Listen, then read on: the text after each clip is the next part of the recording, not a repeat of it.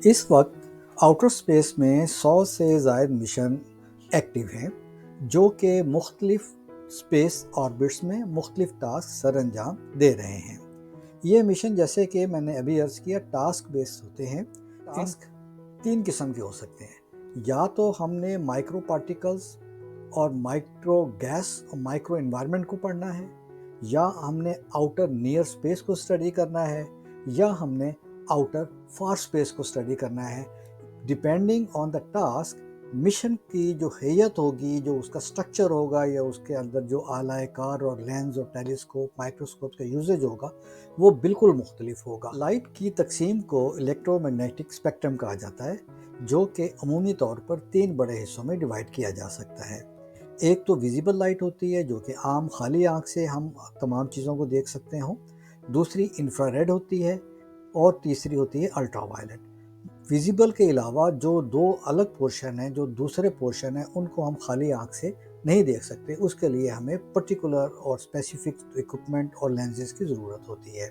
जो ultraviolet portion है, उसके भी मज़ीद हम 3 हिस्से कर सकते हैं, गैमा, एक्सरेज और अल्ट्रावायलेट। इस की स्टडीज़ के लिए माइक्रो पार्टिकल्स और माइक्रो ऑर्गेनिक स्टफ़ जो है, और जो इन्वायरमेंट है हमारा, ओजोन लेयर है, उसके इर्द गिर्द के माहौल को स्टडी करने के लिए 1965 से लेकर अब तक तकरीबन 83 मिशन भेजे जा चुके हैं, जिसमें से 25 जो हैं अभी लाइव हैं, जो कि काम कर रहे हैं। विजिबल लाइट के हवाले से अगर जिक्र किया जाए तो हबल सबसे बड़ा प्रोजेक्ट था।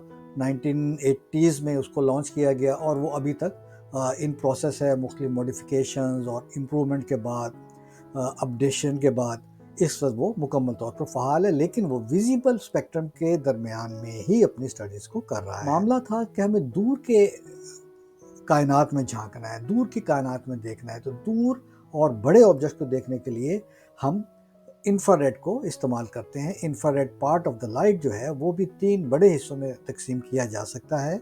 माइक्रोवेव्स होती हैं, और फिर रेडियो वेव्स होती हैं, और फिर इंफ्रारेड होती हैं। इंफ्रारेड सबसे इन तीनों में सबसे छोटी वेवलेंथ होती है इंफ्रारेड के अंदर, ठीक।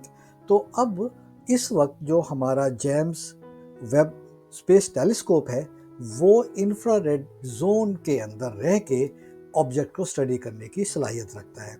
और क्योंकि इस वक्त वो ज़मीन से तकरीबन 15 लाख किलोमीटर ऊपर L2 मदार में मूव कर रहा है, तो उसकी जो व्यूइंग कैपेसिटी है, जो उसकी कैप्चरिंग कैपेसिटी है, वो मल्टी मिलियंस ऑफ टाइम जो है वो इंक्रीज हो चुकी है। और ऊपर जाने का एक और मकसद भी है। ज़मीन पे भी हम इस टेलीस्कोप को फिक्स कर सकते थे, लेकिन ऊपर जाने का मकसद बड़ा ये है कि जो ज़मीन के इन्वायरमेंट के अंदर, स्पेस के अंदर जो पार्टिकल्स हैं, एयर बबल, एयर पार्टिकल्स हैं, एक गैसेस हैं, छोटे ज़र्रात हैं, वो तमाम के तमाम चीज़ें जो हैं, ये इंफ्रारेड वेव्स को ऑब्स्टेकल करती हैं, उनके लिए रुकावट बनती हैं, उनके लिए मुज़ामत बनती हैं। और एक वो पैटर्न जो कि हमें रियल पैटर्न नज़र आना चाहिए, ज़मीन की सतह पे टेलीस्कोप को रख के स्टडी करने से वो पैटर्न हमें नज़र नहीं आएगा, जो कि हमें आउटर स्पेस में जाके, जहाँ पे इस किस्म की कोई भी रुकावट नहीं है, फ्री स्पेस है। और इंफ्रारेड जो वेव्स हैं, वो क्योंकि मेनली हीट डिपेंडेंट होती हैं, हीट में थोड़ा सा भी टेम्परेचर में उतार चढ़ाव जो है, उनकी स्ट्रक्चर को बदल देता है। उनकी जो एक इंफॉर्मेशन कैपेबिलिटी है, जो उनके अंदर इंफॉर्मेशन छुपी हुई होती है, उसको बदल देता है। इसलिए हमें आउटर स्पेस में जाके ये स्टडी करनी पड़ रही है। एक वजह ये है। दूसरी वजह आउटर स्पेस में जाने की है टेम्परेचर। दूरबीन या टेलीस्कोप का टेम्परेचर जो है, उसको हमें बड़ा स्टेबल रखना है। और जो James Webb space telescope JWST जो है, ये -266 डिग्री सेंटीग्रेड पे काम कर रही है। -266 डिग्री का मतलब है कि तकरीबन एब्सोल्यूट ज़ीरो के करीब ये काम कर रही है। इस टेम्परेचर को मेंटेन रखने के लिए एक तो हमने इसका मदार, इसका जो ऑर्बिट है, वो ज़मीन के गिर्द इस तरह से डिज़ाइन किया है कि सूरज की डायरेक्ट लाइट इस पे ना पड़े, जो कि इसके टेम्परेचर को चेंज कर सकती है। टेम्परेचर में चेंज का मतलब ये है, इंफ्रारेड जो इसने कैप्चर करनी है, वो उस तरह से इंफॉर्मेशन उसमें से रिट्रीव नहीं कर पाएगा।